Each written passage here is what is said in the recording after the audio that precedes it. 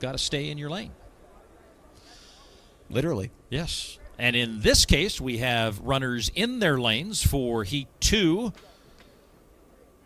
Jeverin Love of Milwaukee Speed Academy, Andrew Smith of McCallie, and Rondre Ostian of Motor City Track, who ran very well earlier in the day. He's been busy. Yeah. Ran the 60s, ran the 400 already today.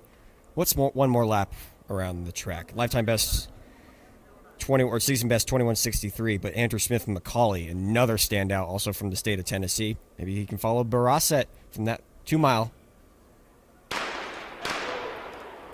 And same lane, same result.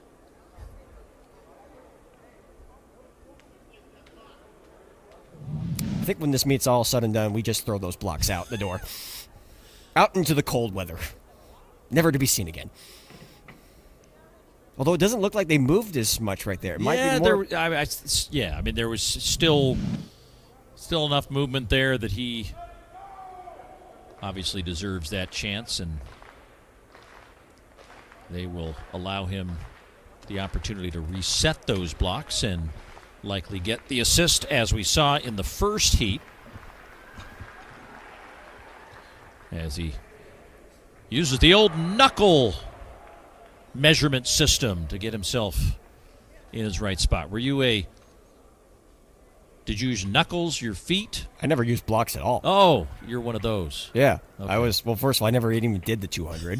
If I did that, it was because it was more of maybe of a punishment thing. I'm a distance guy, Paul. Like that, the 200 was never going to be my thing. The only time I ever ran a 200 was at like an all-comers meet.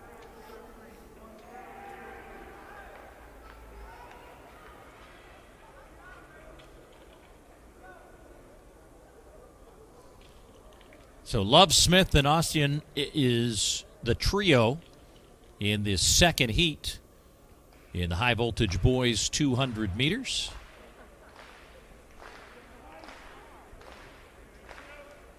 One field event still going on inside the track, so that's the rhythmic clapping you hear, but our focus on these high voltage events. Live results from all those field events available on Athletic Live as you see the lane assignments. Smith's had a good indoor season, 21-10 at the Tennessee Indoor State Championships, then ran 21-15 in the final to win that indoor state title. Yep. 21:83 is the time to beat as these three top flight sprinters head down the back stretch, and it's going to be a fight on the outside, I think. Ostian getting passed now by Andrew Smith.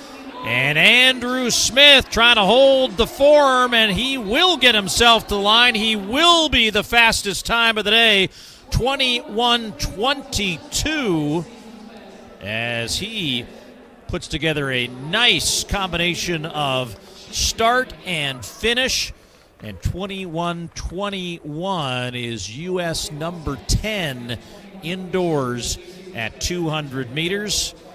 And with the speed comes the bling and comes the replay. And I don't even think he had the best start, Paul. I mean, it looked like he stumbled again, but really the momentum was on that turn and heading into the final stretch. And, you know, Rondre had such a long day, but this was a really good race for him, too, just to be able to come back after running the 60, the 400.